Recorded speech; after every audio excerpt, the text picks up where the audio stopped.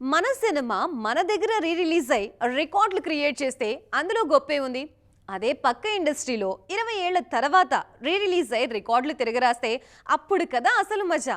పైగా అక్కడి హీరోల టాప్ రికార్డులని సైతం తిరగరాస్తుంటే టీఎఫ్ఐ ఫ్యాన్స్కి అంతకంటే ఏం కావాలి? ఇప్పుడు సినిమా అలాంటి రికార్డులే క్రియేట్ చేస్తోంది. అదేంటో చూద్దామా? హ్యాపీ సినిమా గుర్తుంది కదా?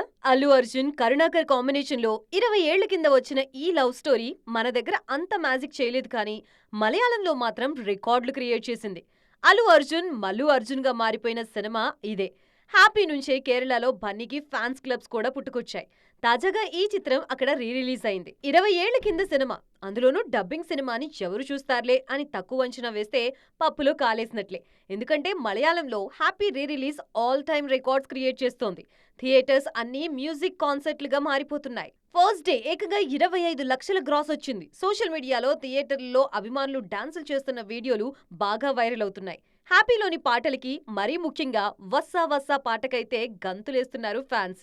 కేరళలో ఈ రేంజ్ ఫాలోయింగ్ ఉంది కాబట్టే అక్కడి ఆడియన్స్ మీద బన్నీ స్పెషల్ లవ్ చూపిస్తూ ఉంటారు.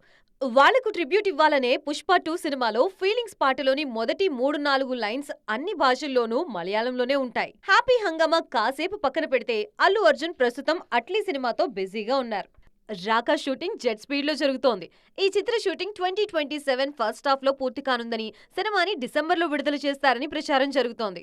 మొత్తానికి ఇటు షూట్ తో బన్నీ బిజీగా ఉంటే, అటు హ్యాపీ రిలీజ్ తో ఆయన ఫ్యాన్స్ ఆల్ హ్యాపీస్ అన్నమాట.